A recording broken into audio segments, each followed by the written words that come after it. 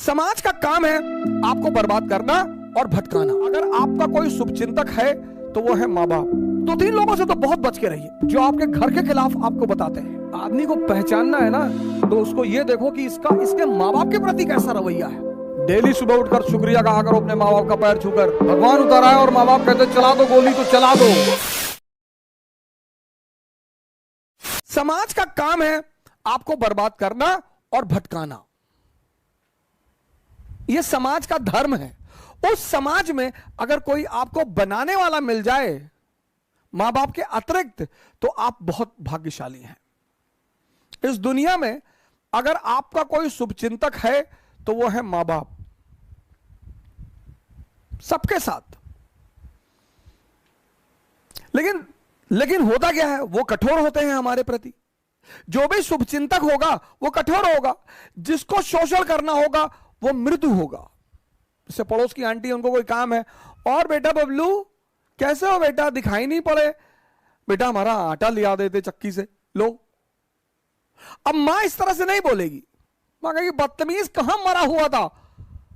तो अब हम ह्यूमन नेचर है हमारा, तो हमें मां बाप बड़े बुरे लगते हैं। लेकिन सूत्र यही है सर, जो भी आपके प्रति कठोर है वो आपका भला सोचता है, और जो भी आपके प्रति मृदु है, अच्छा बोलता है, आपकी सिर्फ तारीफ करता है, वो आपके शोषण के फिराक में है। किसी की कोई जनरेशन, लोग कहते ना अरे भैया कमा लिए 7 पुस्त खाएगी। हमने तो ना देखा किसी की 7 पुस्तें खाते हुए।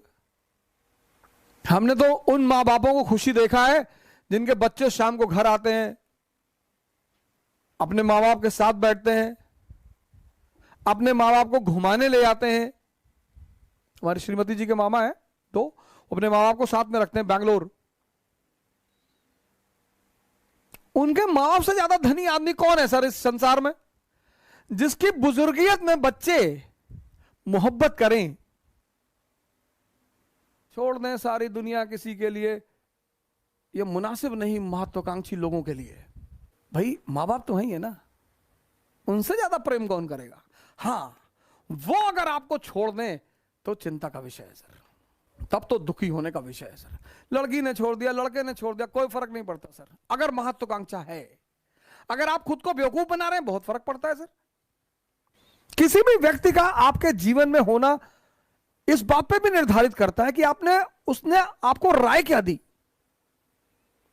और 2-3 लोगों से तो बहुत बच के रहिए। एक, जो आपके घर के खिलाफ आपको बताते हैं तुम्हारी मम्मी को ऐसा नहीं करना चाहिए। अरे मम्मी है यार, क्यों नहीं करना चाहिए, करना चाहिए।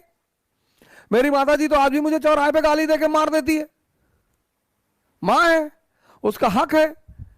आज भी मैं आता हूं बाहर तो कहती कायदे से गाड़ी चलाना, और हवाई जहाज में वो सीट बेल्ट बांध लेना जी, और ज्यादा नेता मत बनना, खिड़की से नीचे मत झांकना जी, खिड़की बंद रहती है। हाँ तो हमें पता है बंद रहती है। मां है सर। 7 महीना मैं रहा ऋषिकेश में सर, मेरा अटेम्प्ट खत्म हो गया, सब ने मेरा साथ छोड़ दिया सर, सब ने। मैं पैसे 1-1 रुपए के लिए मोहताज हो गया। मेरे एक मित्र हैं, 100 रुपए मांगने पे नहीं दिया उन्होंने सर।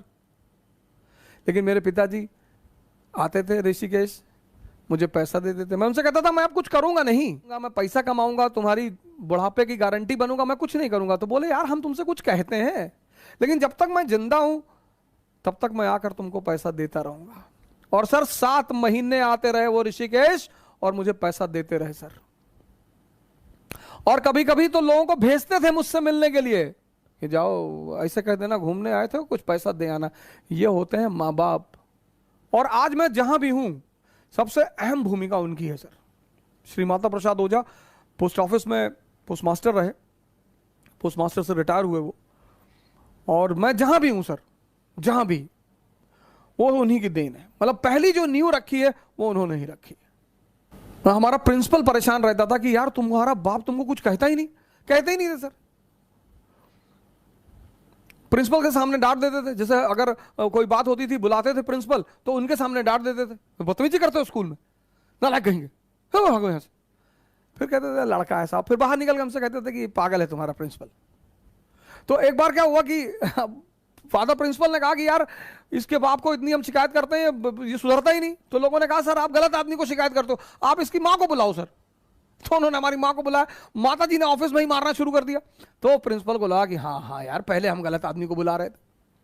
वो माँ बाप तो कभी गलत नहीं होते, और जो माँ बाप की बात नहीं मानते वो शैतान है, शैतान। लेकिन हां, कभी कभी ऐसा होता है कि मां बाप हमें समझ नहीं पाते, तो लड़ने की क्या जरूरत है सर? मां बाप से नहीं लड़ा जा सकता सर, कभी नहीं लड़ा जा सकता। मां बाप से तो कभी लड़ा ही नहीं जा सकता सर, कभी नहीं। कुछ भी हो जाए, भगवान उतर आए और मां बाप कहते चला दो गोली तो चला दो, फिर इफ एंड बट की जरूरत ही नहीं। यह स्थिति है मां बाप की। आदमी को पहचानना है ना, तो उसको यह देखो कि इसके मां बाप के प्रति कैसा रवैया है। अगर वो अपने मां बाप को भगवान मानता है तो आपके प्रति ईमानदार रहेगा सर, हमेशा।